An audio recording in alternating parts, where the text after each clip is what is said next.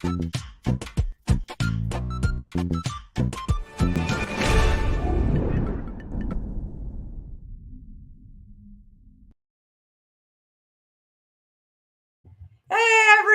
Oh, my goodness. We did it. We did it. We're here. It's a live show. Welcome to Conversations Among X. My name is Lorena Russi, a.k.a. Lorena Russi, a.k.a. Weird Al Yankovic. I know. I'm going to be your host for this Conversations Among X, which is a series of panels highlighting just the talents. Some of the most experienced Latinx creatives across the U.S. Now, Conversations Among X is a part of CINE Youth Fest, which is an online film festival that makes events which are powered by HITN. Who is HITN, aka HITN? Come on, you don't know? You don't know? It's a Hispanic Information Telecommunications Network. Oh my goodness, there's Chris, which is, in fact, there's the other Chris. Oh my God. Oh, we're introducing him. It's Ivelisse Diaz, everyone. And then, of course, Carmen, Febo. You guys, welcome. I was in the middle of introing the show, but I guess welcome to the family. As you guys know, and if you don't know, then let me tell you, we're going to have a panel where we're going to talk about imagination during the time of the pandemic. I know. Some of us are miserable. Some of us are workaholics. And I feel like that's what this group is really about. But before we get into what's going on with you, I would really like to talk about me. I know there's a bio package we're going to show. And while our director, Sebastian, gets that ready, I also just want to say to everyone, this is a live event. I know this is as live as it's going to get for us. So there might be some technological glitches. There might be a moment where the internet goes down. But you know what? As long as it's not as bad as the Golden Globes, I think we'll have done a great job. So as my mother says, please paciencia, but we're really here to get the conversation going and just talk with other talented Latinx artists. So without further ado, I believe there is a video package where you're going to learn a little bit about me. If we could just get that up and going.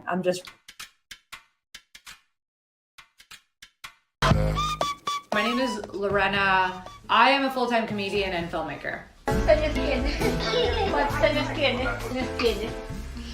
¿Cuántos años tienes, Lorena? Sí, pero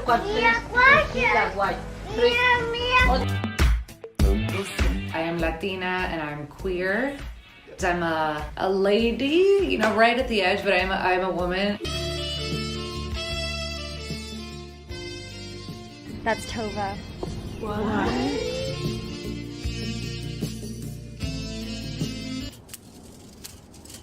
I used to play soccer professionally because stereotypes come in one size.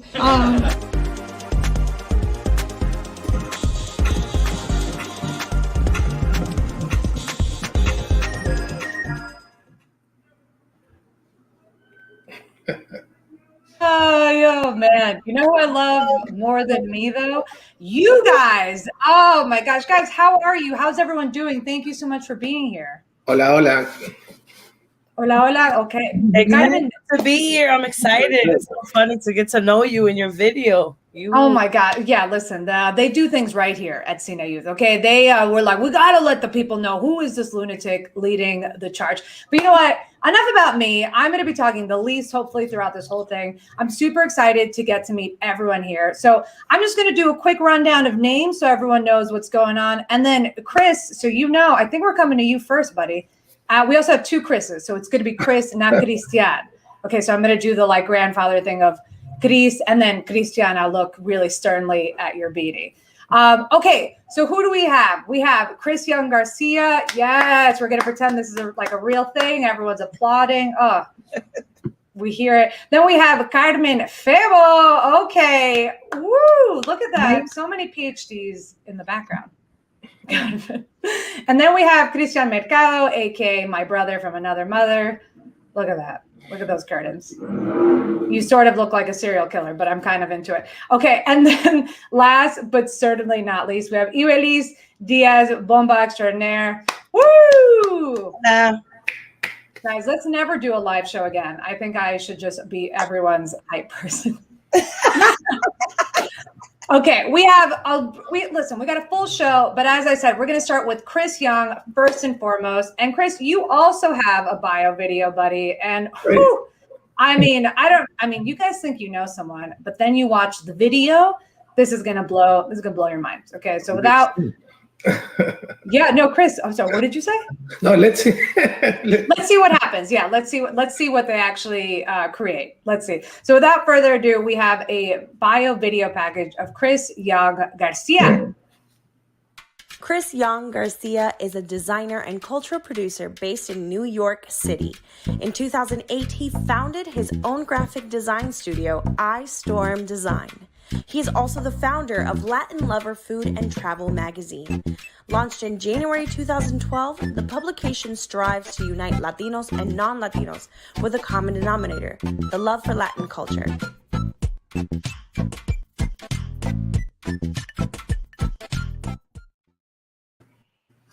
Chris, I'm going to quit the industry. How are you? So good to see you again. Good to see you. Good to see you, Lorena. Thank you. Thank you for having me here. It was a thread. By a thread, you made it onto the panel. We were all like, oh, of experience. I feel so bad. Can you tell us, Chris, just a little bit on what you're working on these last couple, months, these days? What's cooking? During the last year, I have a graphic design studio. And I was lucky to keep to stay busy during this crazy year. I have developed some social impact project also for one of my clients, but also besides the magazine and my graphic design practice, I've been working for almost 2 years, since 2018, on a project about immigration. It's about to changing the perception of immigrants in the U.S. And we were working in 2019, and we started doing some interviews in 2020. But then it was interviews is about changing the perception of immigrants in the U.S. through family recipes. And we go to our guests' homes and restaurants, and we have their favorite dinner, and we cook and we talk about their own immigrant story. Even from people who have been living in the U.S. for many generations, but all that stopped during the pandemic, So in the last year, I have been trying to rethink the project and see what's coming next, Yeah. It sounds like you haven't been working on much, but that's okay. We won't hold it against you. That's so wonderful to hear. One, just because happy to hear people are busy, but two, I love anything related to food because I'm so terrible with food. But Chris, we actually have an audience question for you, so we're gonna start off right at the gate with a question. Yeah. Oh, wow. Get that button down ready to answer. Oh, my God. So this audience question is: how are you intentionally mentoring the next generation of Latinx creatives? Wow. It's a big question. Oof.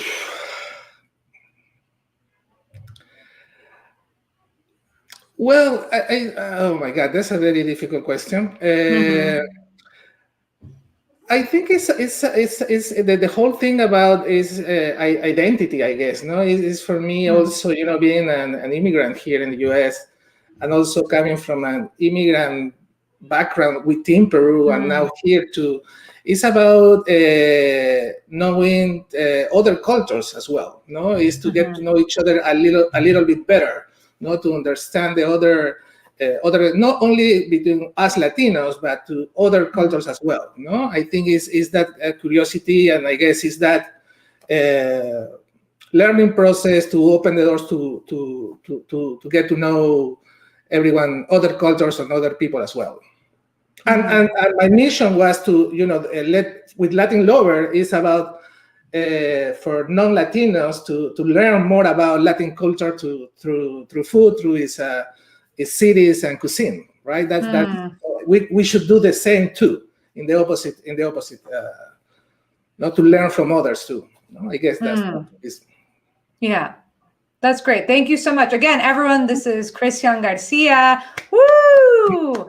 But Chris, you know what? Enough about you. We have more people on this panel. I'm just kidding. I mean, my whole goal for this panel is to insult Chris a lot so that his ego just eviscerates. But we're actually going to welcome the rest of the panel back up. And the next person I want to highlight is, of course, Carmen Febo. I mean, if you felt bad about Chris, felt bad about yourself by learning about Chris, you're really going to hate yourself when you learn about Carmen's career and what she's been doing. So we're going to actually show another bio video package of Carmen, which is, it's so good. It's so good. Carmen Febo-San Miguel was born in Ciales, Puerto Rico, graduating as a physician in 1973 when she moved to Philadelphia. Under her leadership in 2016, Taller completed and moved into a stunning $11.5 million cultural center in the heart of Philadelphia's Latino community. In 2019, she was recognized as a Distinguished Daughter of Pennsylvania. She currently serves on the City of Philadelphia Art Commission. See yourselves represented not in the corner because of your particular name and the location, but as a part of what we have produced together. I mean, Carmen Febo, so good to meet you. How are you? I'm very good. Thank you so much for the opportunity. Yeah, no, and you're welcome. Like Chris, we were like, we don't know, Carmen, she might need some more time. Carmen, what are you working on these days? How are you? What are you working on? What's cooking? We are, surviving a pandemic. We are pushing ourselves to do as much and, beyond the call of duty that we can to keep our students engaged and our community, culturally celebrating and with as much opportunity to provide programs in person when we can or virtually when we can. So, it's been a whirlwind as everybody has experienced, trying to accommodate changes in the pandemic, changes in requirements, changes in guidelines. And but we are, we're pushing forward. Yeah, that's all you can do. And truly, I appreciate everything you're doing. My dad's a teacher, and it's not fun seeing everyone navigate in person. But we actually, Carmen, for you also have an audience question. So all the other panelists, listen up. Everyone has an audience question. But this audience question is, how has the pandemic forced you to use technology more? And obviously with your taller, I imagine that you guys have had to adjust and put, to get yourself out there. Yeah, absolutely. And, we're all learning new things and challenging ourselves constantly when the complete shutdown happened, everything had to be turned into virtual. So immediately, lesson plans, classes, art classes, connecting to parents, delivering art supplies at home so that kids could continue to do their work at home. But reinventing ourselves, moving openings of shows to other dates. When there were still opportunities to meet in person outside, we, for example, created an opening that was where people were outside, but they could come into the gallery in smaller groups. Inventing constantly. And for example, at Christmas, we celebrated our traditional parranda all virtual. It was an incredible learning project, but everybody had fun, and we had participation from people that we normally would not have gotten, people in Florida, for example, and in Seattle. So it was, it's, I guess that's part of the silver lining, right? That technology allows you to connect beyond your physical boundaries. At the same time, the loss of the social and physical contact and the ability to celebrate our cultural heritage has been, a sour pill to swallow. Yeah, absolutely. So then, Carmen, I guess my personal question is, so no TikTok for you, not yet. Not yet. Not yet. Not yet. I in my old brain, I have enough trouble just getting used to, still to Facebook and Twitter and. Sure. Yeah, I understand. Well, listen, if you ever need help, I'm here. TikTok 101. Okay, sounds good. Sounds good. Yeah. And again, everyone, this is Carmen and Febo. Thank you. Round of applause for Carmen. If you're at home, honestly, you should applaud as well because we can hear it. We can feel it. But we're going to bring back the panel and we're going to introduce our next panelist. And this guy, we have a personal connection because we've met in the real world. I don't know if people remember the real world. Yeah. This is Kristian Mercado. Now, Kristian, we're going to talk about the Cheese Man when we were together on set, but there is going to be a bio video package and we're going to learn more about you. And I just can't wait. Will you have a beanie in this? We don't know, but we're going to find out. So again, Kristian Mercado. Kristian Mercado Figueroa is a Puerto Rican filmmaker whose music video, Pa'lante, won the 2019 SXSW Jury Award. He's directed comedy specials for Hannibal Buress and SNL's Sam J. Recently, his screenplay, Mela, received a CINE Reach grant. His work is celebrated for its portrayal of working class struggles, systemic oppression, and visionary mixed media style.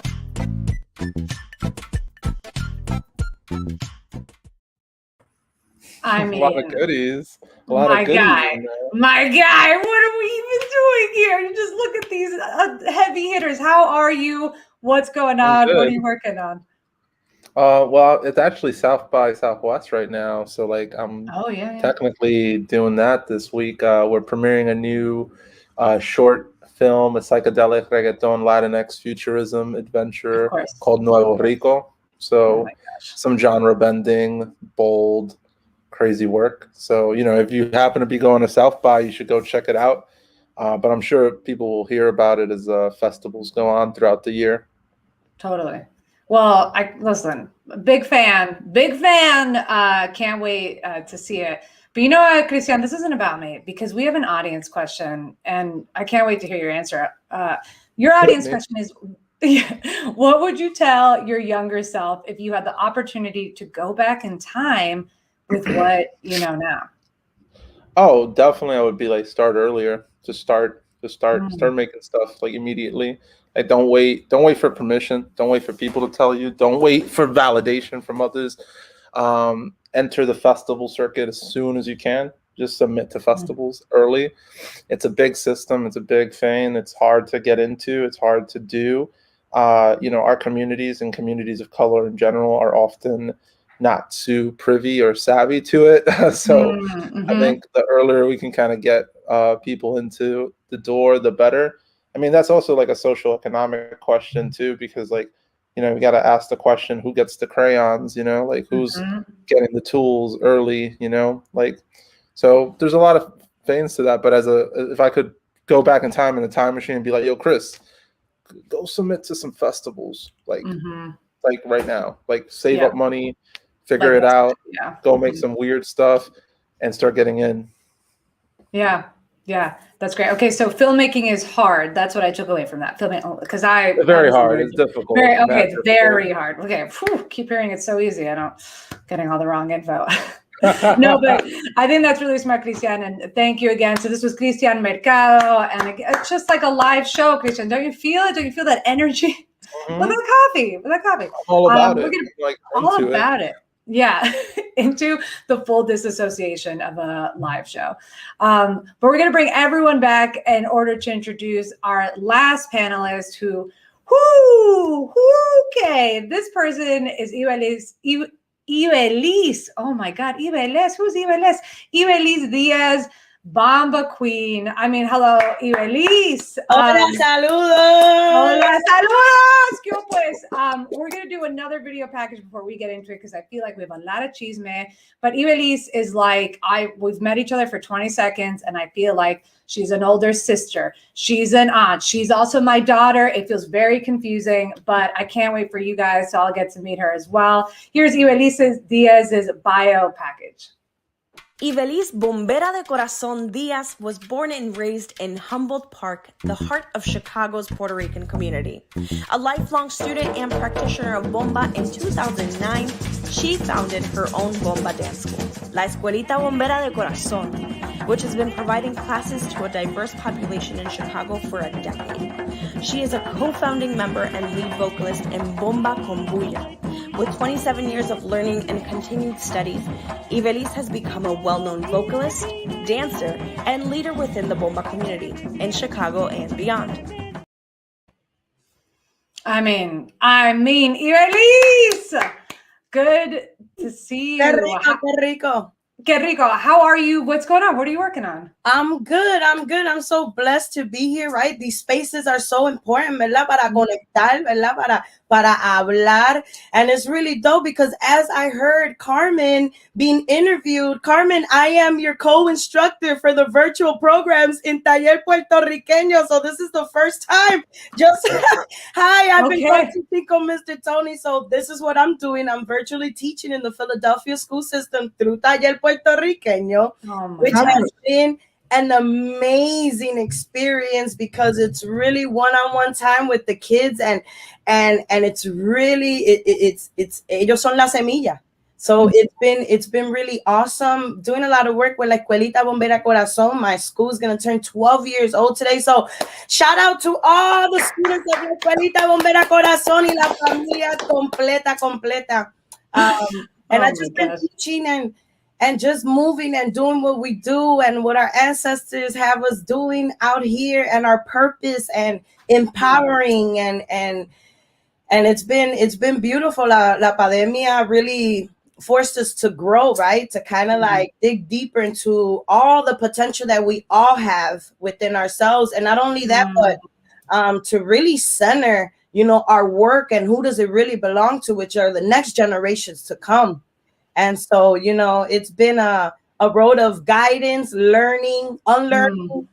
I'm a teacher and a student at the same time. I can't stress this enough. Always a student, Oh man, yeah, totally agree. Dude, you always get me so hyped. I feel like we should never have liquor near each other because we're going to be too much for everyone. Yeah, it's like sober, they're annoying.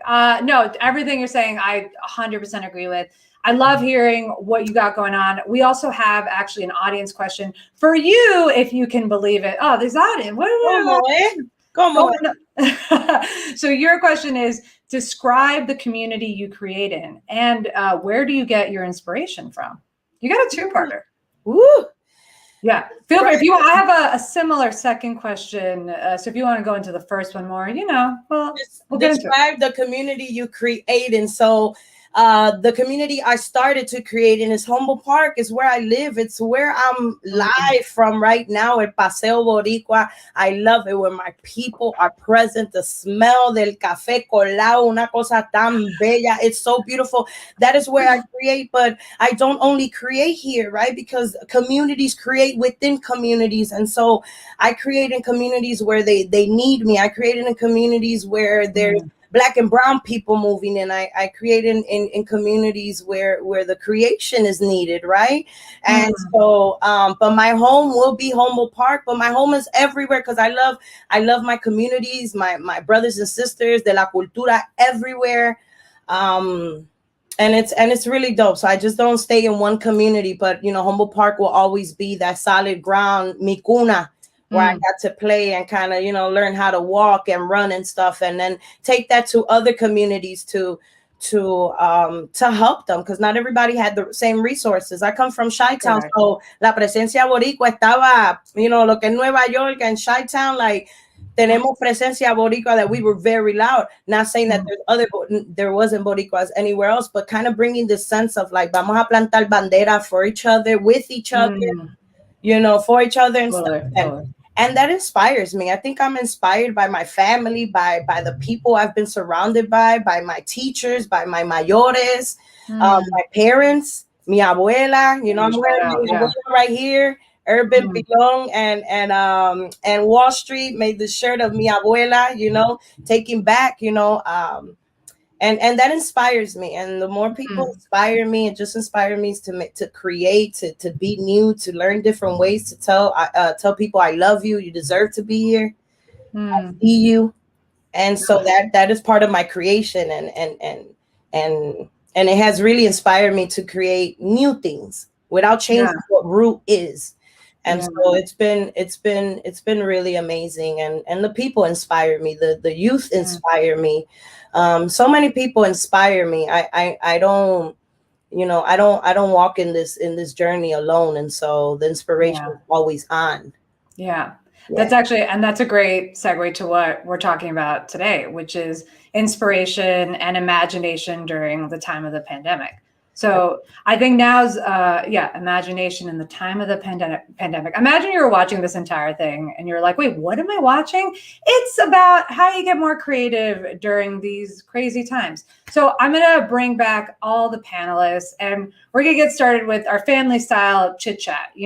I think what's great is just having, you guys are watching the greatest Latinx creatives that are out there. These people, I mean, I can't wait. I want to intern everywhere you guys work. So we're going to bring back Yong-Garcia, Carmen, Febo, Kristian, Mercado, and then of course, Ivelisse, Diaz, who I'm never allowed to drink with. Guys, I think my first question in a lot of ways is the most obvious. And of course, I'm going to call on people, but this is loose. If you got something to say, unmute yourself, and again, it won't be the Golden Globes, but if you step on each other's toes, that'll be okay. So my first question is, how has the pandemic impacted your work? Like, I think logistically, there's a lot of obvious answers, but I'm really talking about creatively. Like, have you gone in more laser focused? Have you broadened out? Like, I know, Kristian, like, you do so many things. Have you been like, I need to do even more, or I got to laser in on a specific thing? Sorry, I called that. I said Kristian. Kristian Garcia. Chris. Sorry. I now understand why it sounded like Kristian. I get it. To make it easy on you, you could always say Chris Merck for this. Chris Merck. Okay.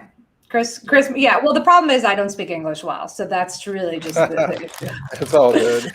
Having two Christians in a panel is rough. I know.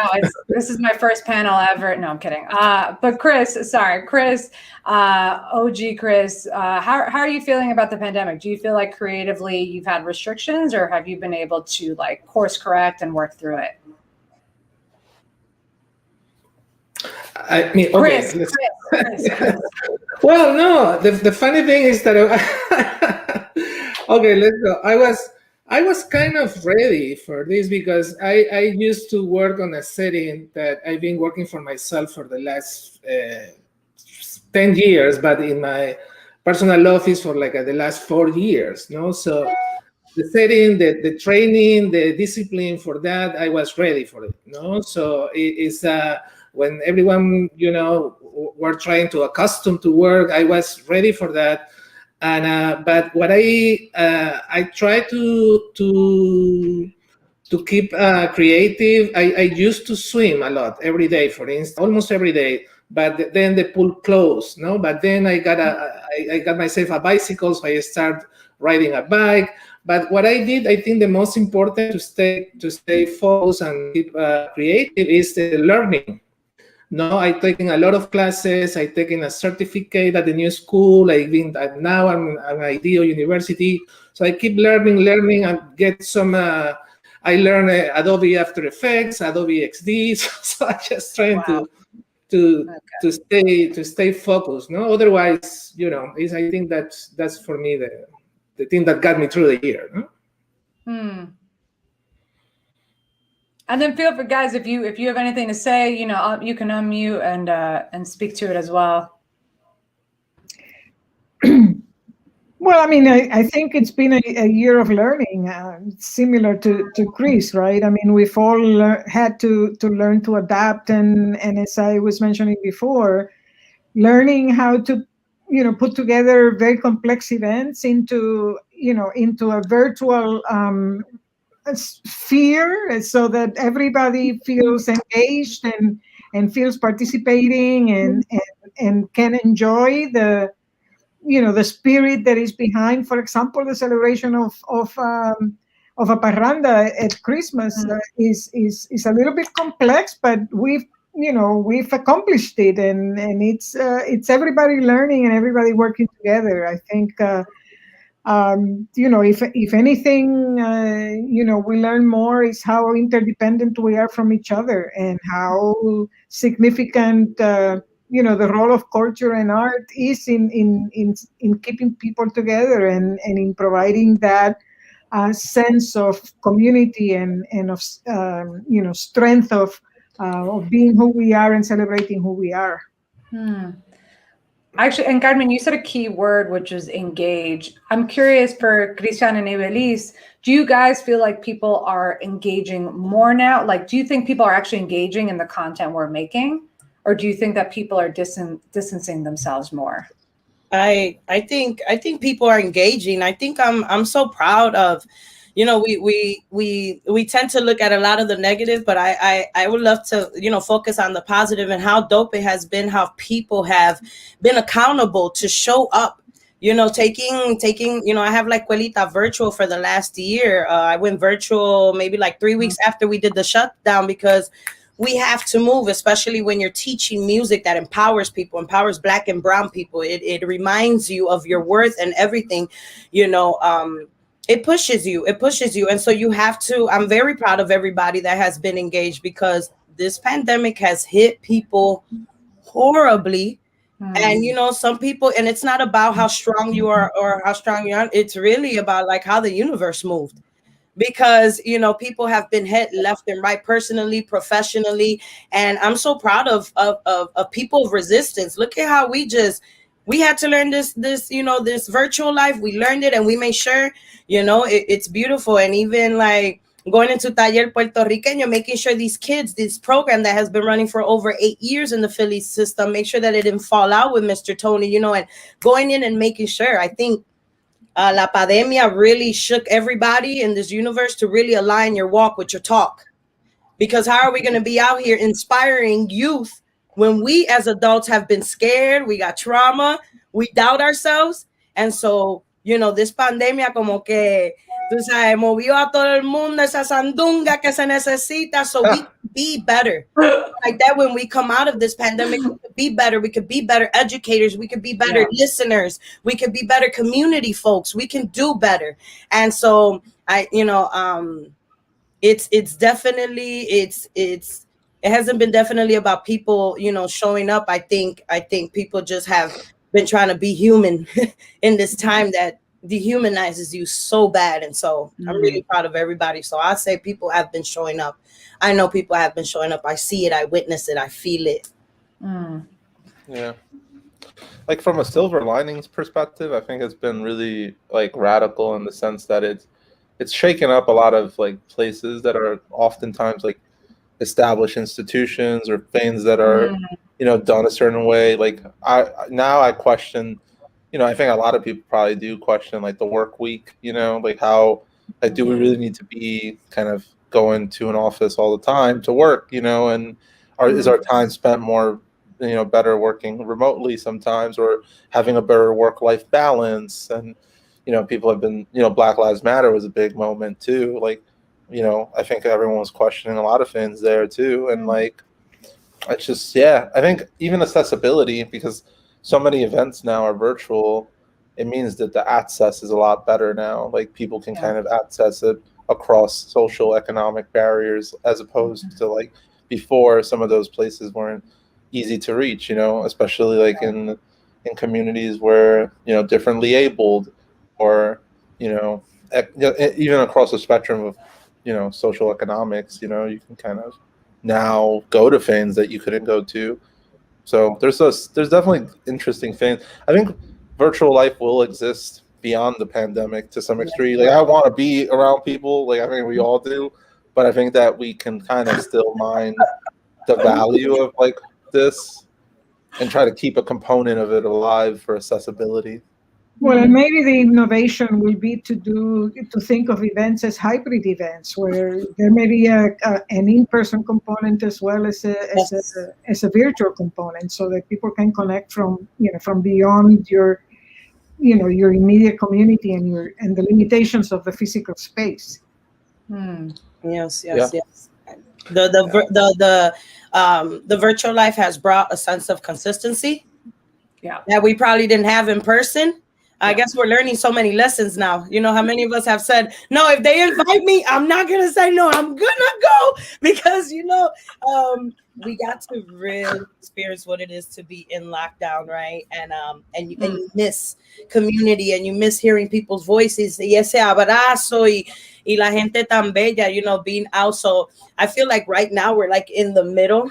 We're in the middle, and how do we use these experiences that we're going through, adults, right, for the youth, right? Bringing it back for the youth, so they don't have to be.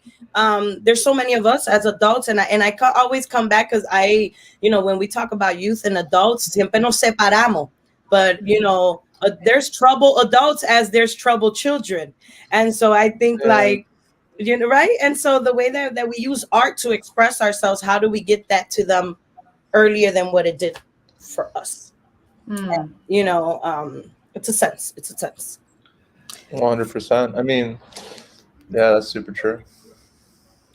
No, I guess, Lorena, if I may add, you know, one of the things of the project, the immigration project, was to do interviews at the guests, my interviews home in the kitchen. You know, we did cooking session, you know, and we did 3 between December and January, but then through April, we have to do like a 10 in New York, no? And we have all planned already, but then going to someone else's house, cook together, eat together was forbidden completely, no? And we had to rethink. At some point I said, stop, I can't replace this experience of being together, eating together, cooking together.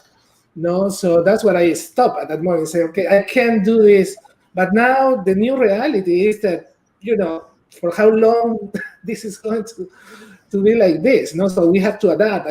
But at some point I say, no, there is no way I can do this through Zoom, through cooking, being together, tasting the food. But I might have to find a way, no? At least for this year, maybe. But that was, that I mean, also for Ivelisse, no, dancing and music is the Bomba thing is so. Yeah. Oh yeah, my students know, but I scream. Yeah, I scream when I'm teaching. I'm like, I get in people's. You know, I've also, you know, a part of the work is sharing community with people even before a pandemic. You know, when you do traditional music and you're just doing culture and arts, you know, like you have to stay grounded in community, no matter the opportunities. Right, you bring your communities to these opportunities, you know, and so the pandemic, I already had those really good relationships, and we looked out for each other, you know, because this is what I do. You know, I'm in cultura 100%. You know, I was born into, and this is what I live, and this is what I enjoy doing, and so the community trusting me was really dope. The community trusting me, and it really gave me confirmation. Like, I see you, I see the work. It's you know, it's real. And so, you know, how do you not like meterle con todo, you know, pa tu gente, pa tu patria, for what's being so lo que quieren borrar. Black and brown music. I mean, without black music, es que yo no tengo vida. You know, I don't have life without it. And so how do we do this? You know, it's not only about dancing, but it's about how good people feel, how you speak to them, how you, como tú le entregas la cultura. You know, that has a lot to do, you know?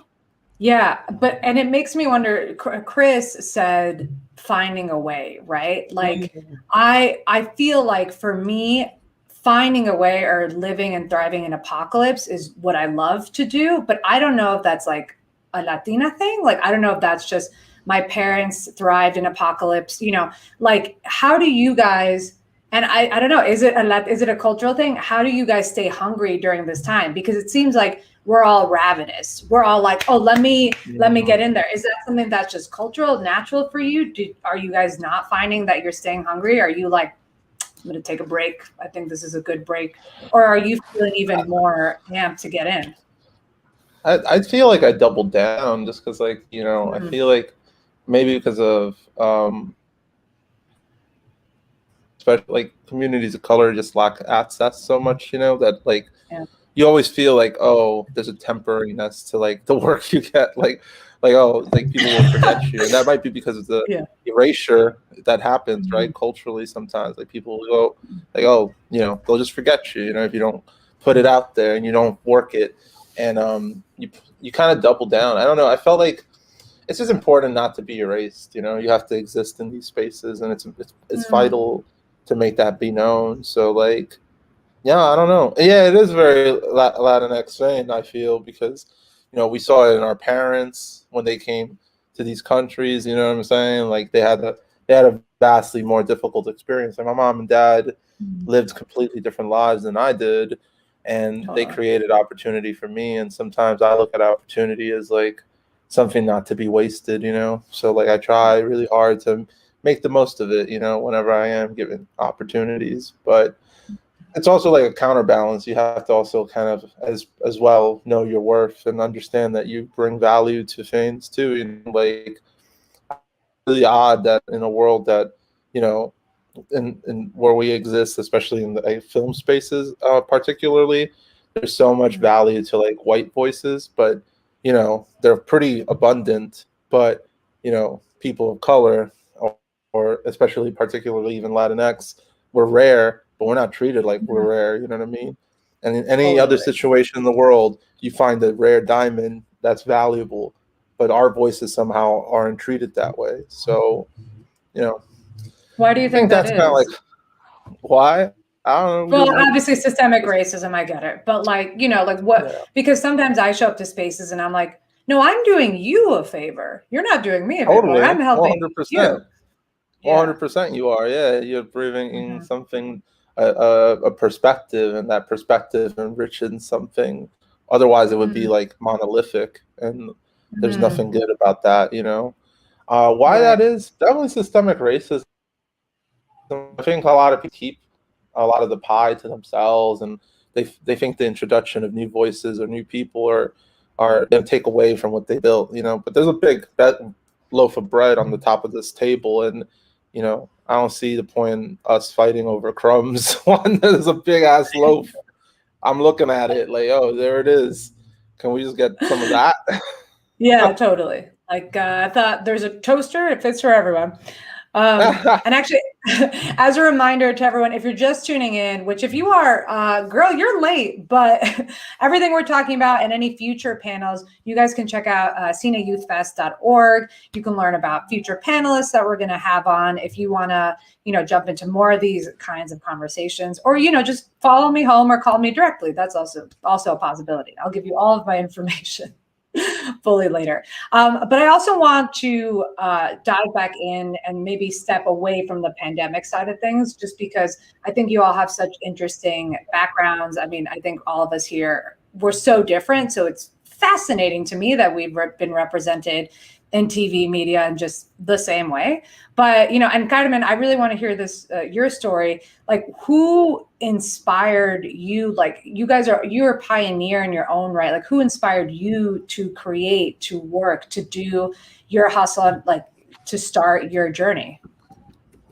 So, you know, this also relates, you know, to what you were asking before. I'm not sure that this is, you know, inherently Latino. What is inherent in me is a desire, like what Chris was mentioning before, to be heard, right? To you know, to present out there a history that is undervalued, that is, you know, that is silenced, and that it is only because we push ourselves to be heard and to do work that creates that visibility that, you know, that re-energizes me to continue to do more.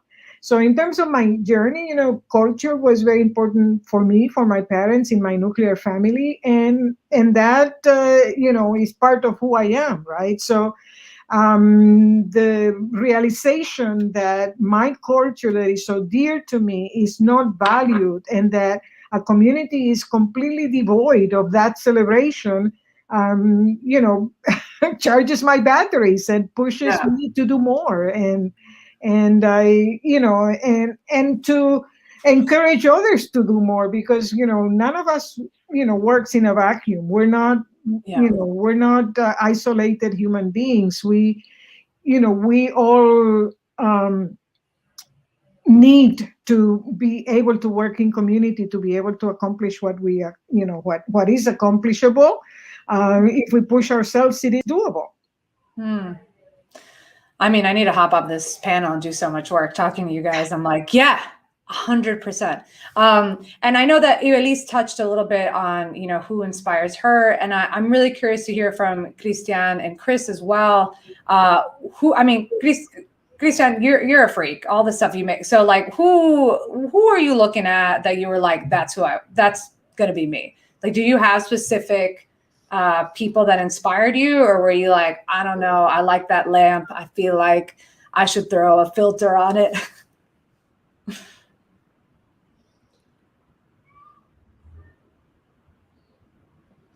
This was for Kristian.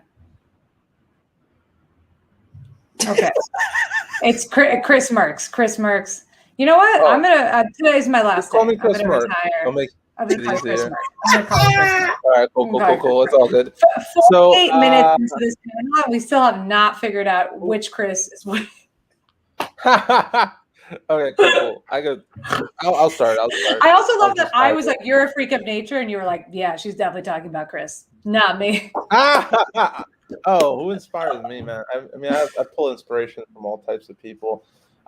Maybe in particular, I probably should talk about Joseph Vasquez. He directed Hanging with the Homeboys. He was a Puerto Rican director who kind of like was very prolific at his time in the 90s and was a powerful voice and was one of the early proponents of John Leguizamo and kind of gave him visibility, right? So really early on, put him in a feature film and propelled him. And so, which is what, Carmen was talking about, just being heard, being seen, does a lot. It changes things. But unfortunately, I feel like he emerged in a time where racism was so bad in the Hollywood system that the system kind of devoured him, a bit. And so he unfortunately passed away and died of AIDS, and we lost him to AIDS. But it was just like, the system didn't really like welcome him too much. So he was just kind of like, even though he was doing really well and, making something, and I look at to him actually, and I think the patch that, he was able to forge, I'm able to kind of hopefully move forward and tell stories of our community, and I look at Spike Lee too as somebody who, even though he's from, Black cinema, he's really been somebody who always paints a portrait of Puerto Ricans and gave us cinematic visibility. So I don't know, I look up to those things and I kind of aspire to do the same someday. I'm getting weepy. I'm about to cry. I was like, oh shit. They did the close-up. I felt the emotion too. Yeah. It's a full. It's not a Latinx panel unless someone leaves crying. And it's my mom. That's not funny. Yeah, thank you. Chris, what about you? Do you have any inspirations? I'm assuming Sandra Bullock. That's very. No, really, not really. I was into film a lot, no, since I was about to mention that I know that we are moving away from the pandemic thing, but when this thing started, somehow there was. I grew up in Lima, Peru during the 80s, and that was a really rough time over there. We have blackouts mostly every day. When I went to the science school, I had to do my homework with candles, and then it was rough. It was rough. But during that time in Lima and here also, especially here, I really into films. And since I was 12, I love film. I think have many directors, many filmmakers that they show you a different world. And when you're a kid, it's fantastic, and that's what I love this festival. It's really amazing that young people can bring their voices to a festival. As Kristian was mentioning, send your stuff early. But yeah, movies and films inspire me.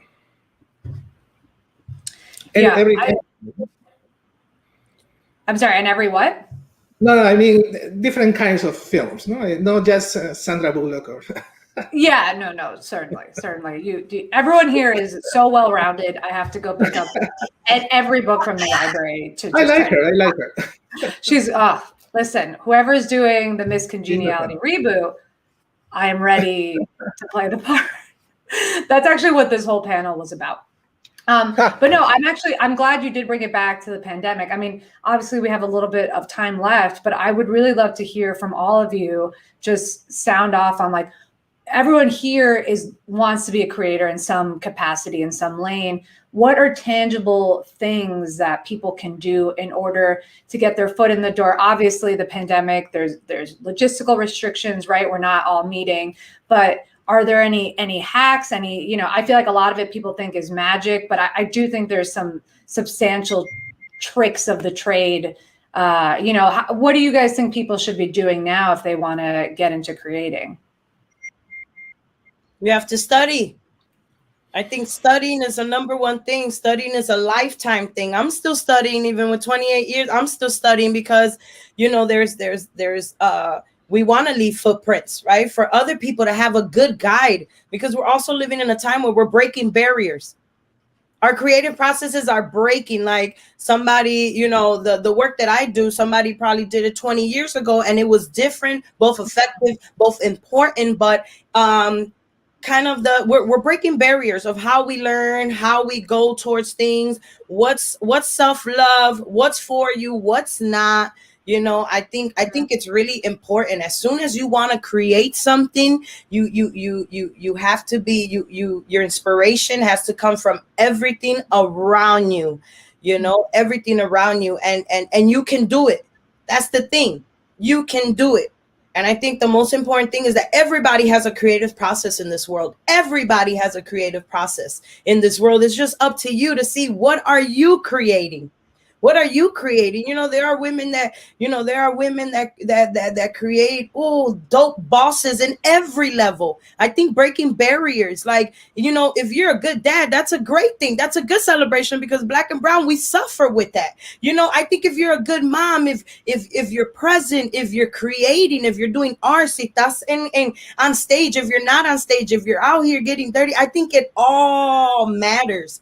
And so the creative process, it's about doing it, about saying, voy a hacerlo, vamos a hacerlo, planto bandera, and it's about that. And that all, la semilla, right? I always talk about the seed. I always talk about my seed. My seed is planted in Africa, and it just grew into Puerto Rico.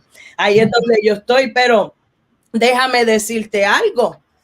It's important that you love yourself and that you love your stories, and know that there's going to be bad chapters, but even those chapters are going to mold your creative processes, right? Because we talk our creative processes, I sing my creative processes, I sometimes dance my stories, I play my stories, speak my stories. And so it's really important that when you create, that you create for your voice to be heard, for the voices that were not heard before that. Okay, I'm talking because I want my voice to be heard, pero my abuela, my tatarabuela, those that didn't get to speak, es como una representación de tanto. So we have so much to say. Yeah.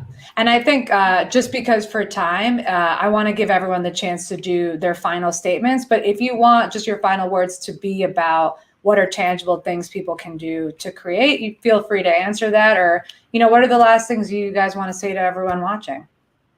We'll start with Carmen. So, I have a symbol that keeps me inspired, and a saying that keeps me, grounded. So the saying is, eso fue lo que trajo el barco. Woo! So, you have to do whatever, right? It is what it is. You have to do, right? So if you have lemons, you make lemonade, right? And you make the most out of what you got, out of your talents, which is, something that is being mentioned tonight all the time, today all the time. And that you put that into your creative path, into your creative, going and doing and goals. And the other thing is that, my symbol is a snail, because, I don't know if you know, but there are snails in every single corner of the world, and they don't move very fast, but they are persistent. And every little step that is taken is towards that goal, and little by little that persistence get them to the finish line.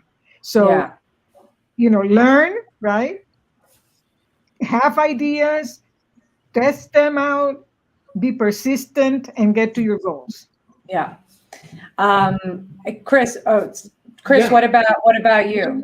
It's basically And what 30 seconds or less. Carmen said is, use this crisis as an opportunity. It's try to find between the constraints, just how to find solutions and be creative and do with what you have. With the situation it is now, and you do your best. Always do your best. Whatever it is, that's your best, and that's it. Just do it. Oh my gosh, Chris, if you could be my father, please, I'll do the paperwork. And then last words of the evening, Chris Merck. Be comfortable being uncomfortable, because a lot of your life in general, anytime you endeavor to make something, in general, there's going to be some sort of difficulty or hurdle to kind of get to that. Unfortunately, maybe sometimes harder than others, but in doing that, it forges you to have a unique voice too, that it becomes your perspective. So you should value your perspective and then just be comfortable with being uncomfortable. And anytime you feel too comfortable, you might want to just move a little bit and enter a space that makes you uncomfortable so that you can challenge yourself to try something new. Yeah, that's what I would say is tangible, Whew. I mean, a round of applause again for everyone here. Thank you so much again. We got Kristian-Garcia, Carmen Febo, Ivelisse Diaz, and Kristian Mercado. You guys, I respect the shiz out of all of you. Truly, thank you so much for being here. I hope you took notes because what they said is very, very good. Okay. This was a masterclass of masterclasses. Guys, again, thank you so much for being here. Thanks My name was, Thank you. I'm going to quit the business, but I now have your words in my ears. And also thank you all to the audience for joining. Again, this was an event from HITN and CINE Youth. Okay. If you want to go online and hear more about these panels, go to cineyouthfest.org where you get all of the information. And actually the next one is in 3 weeks with my co-moderator, Jessie Fuentes. She's going to be talking about evolving visions of the future, stories by Latinx creatives. So tune in 3 weeks, April 7th. Thank you again. This is the end of the show, and I will see you guys hopefully in 3 weeks. Woo! Ciao. Woo! Ciao. Ciao. Ciao.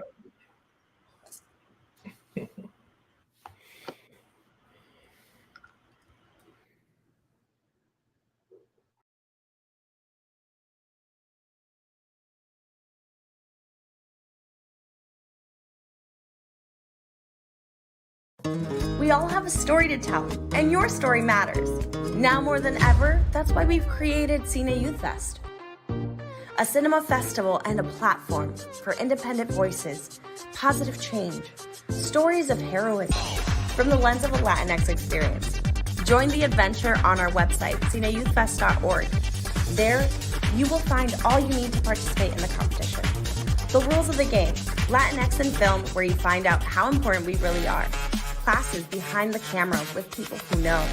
Stories from others like you who have a dream, big ideas, and awesome goals. Raise your voice to be heard. Show off to be seen. And be part of history sharing your story. Lights, camera, acción. Because tú cuentas.